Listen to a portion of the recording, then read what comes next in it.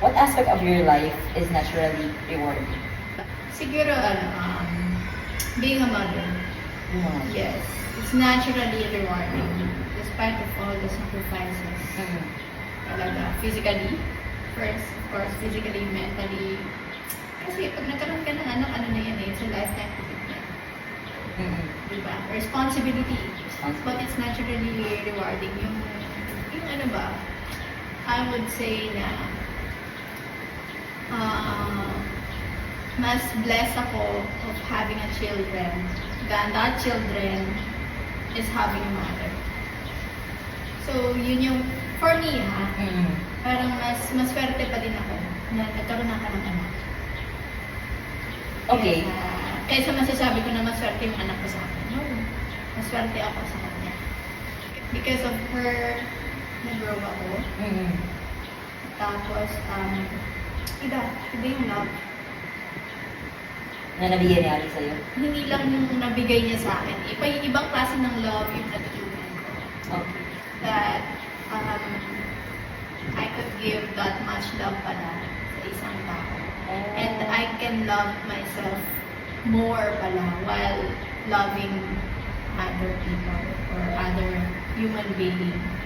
So yun, para sa akin, yun yung naturally rewarding yung pagiging nanay kasi ito ma-explain eh, yung love, overflowing yung love.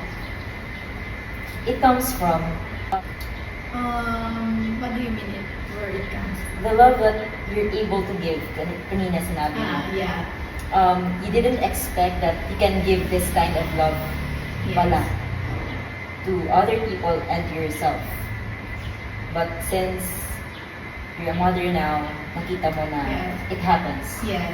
So where did you get that love kung hindi mo naman siya expected na may bigay? Siguro madami eh. Like, of course, you have to love mo na yung sarili mo. Yun talaga yun. If you know how to love yourself, you can give so much love to other people. If you know how to value yourself, madami kang magbibigay sa ibang tao. Kasi sabi nga nila, you cannot give what you don't have. If you don't love yourself, paano ka makakapagbigay ng tamang pagmamahal para sa anak mo? Kasi we have our own definitions of love. What's yours? Ikaw kasi, iba yung way mo kung paano ka mahal, di ba? Ako may sarili din akong paraan or way, may sarili akong definition ng love. Kasi yung iba, di ba, sinasabi nila, mahal kita pero nasasaktan ka naman nila. So yun yung definition nila ng pagmamahal. Ako kasi, when I say I love you, hindi kita sasaktan. I will do my very best para hindi kita saktan. But my love is tough. If you did something wrong, kaya mo kang tiisin. Because I want you to learn. Because I love you. I want you to grow. Because I love you. Yeah. Titiisin. Yeah, it's a tough love. What's your love language? Ako siguro physical touch. Words of affirmation. Physical touch, words of affirmation. Yung acts of service, medyo natututunan ko na. I learned also na those love languages pala can be learned. Yeah. Hindi pala siya Naturally. Yeah, naturally meron.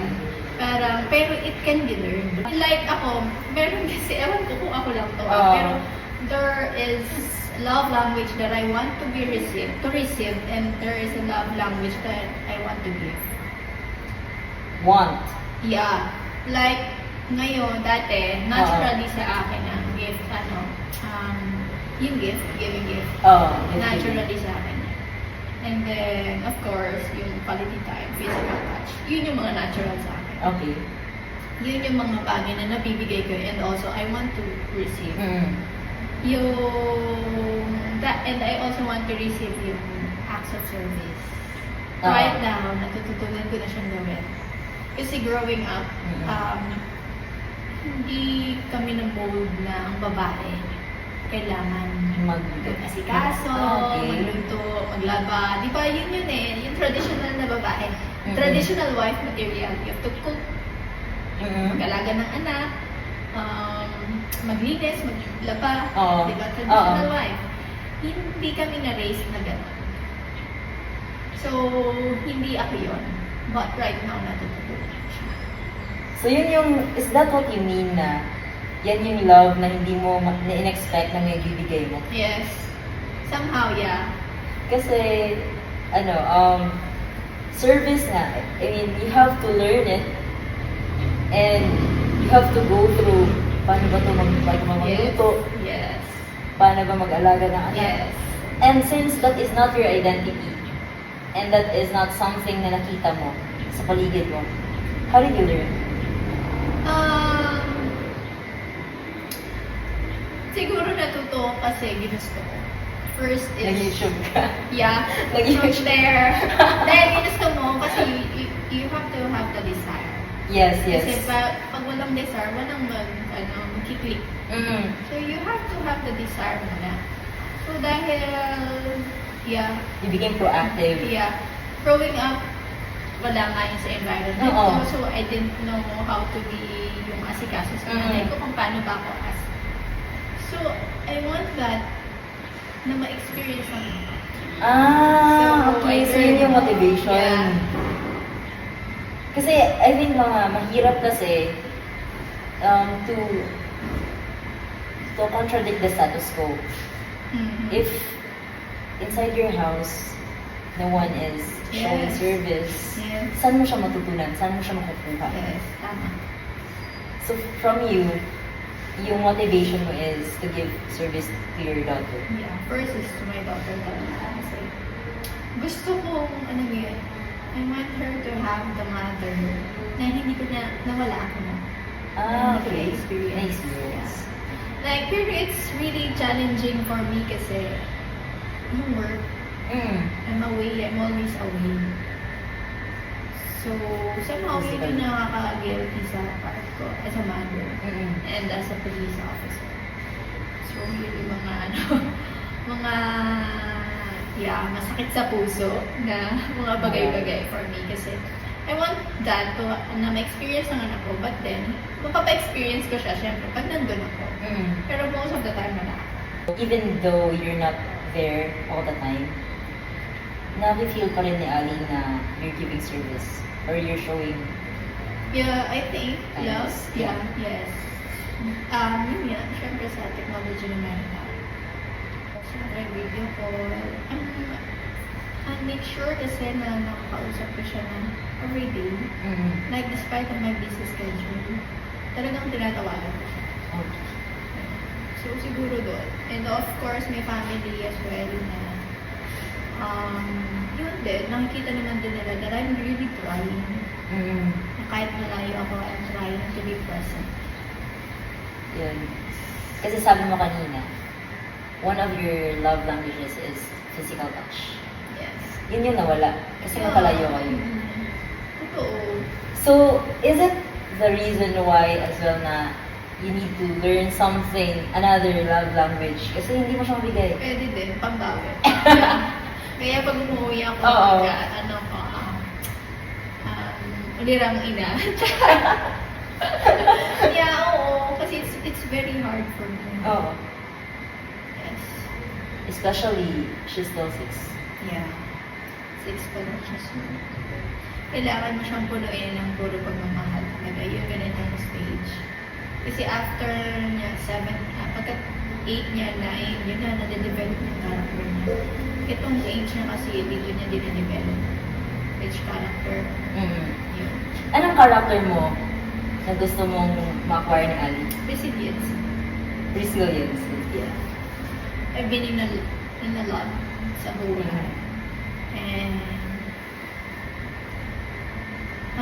ito, growing naman ako palagi. So, yun yung gusto ko na na-acquire niya for me. And the courage to follow her dreams, to do what she wants. What she wants. Yeah. So, how do you describe yourself as a mother mo? I'm not perfect, pero I'm trying my best. I mean, nobody's perfect. Yeah, trying, tsaka given the geographically away. Yeah. So, yeah, hindi ko din siya pinapalo, hindi pinapalo in a way, pero dinidisiplina ko siya. I have my own way of disciplining. Yeah, I don't know kung ako ba yung makakasagot nun, kung paano ba ako as a mother sa kanya. Kanina. I can answer that. I asked you, how do you want to be perceived at work? How do you want to be perceived by Ali? Gusto ko, yung mami niya, gusto ko na makita niya na that have boundary. Mother that knows her worth. Mm. That knows her worth. Yes. Kasi, yun yung mga napansin ko sa mga kababaihan. What? Like, kapag ka nag-asawa, nagmahal, naturally, ang babae, 100% giver. Giver. Yes, naturally, ang babae. Oh. Tapos, sobrang mapagtiis. So, sa sobrang mapagtiis, sa sobrang giver natin mga babae, nakakalimutan na natin yung sarili. We tend to give so much na nauubos yung sarili natin. Like, we will do everything just to make our marriage work, our family to, ano yun, magsama-sama. Yeah, Kahit to bond. hindi na siya, kahit hindi na siya talaga healthy. Oo. And, Tama. minsan, in the process, ang mga babae, nawawala nila yung sarili nila. Nawawala nila yung worth nila. Like, they know na, halimbawa, yung mga cheating issues na yan, they know na hindi na dapat. But still, tinatanggap nila. Just to keep the family Yes. together. Is it an identity siguro sa pagiging ina na it's my job to keep the family together? Yeah, part. Yeah, totoo naman. Naniniwala din naman ako doon na may magandang epekto din naman yun. Pero, yun nga ang sinasabi ko, coach. Mapagsasama mo yung pamilya mo, pero ikaw, as a person, along yung process, along the way, nalulus mo na yung sarili mo.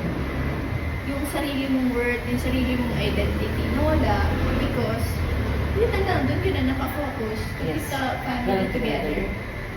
Yes, I also noticed that now. Diba? Sacrifice. Yes, sobrang... They call it sacrifice. Yeah. Pero sa ngayon, ayoko na ganun. Ayoko na dadating yung panahon na magtitiis si Annie.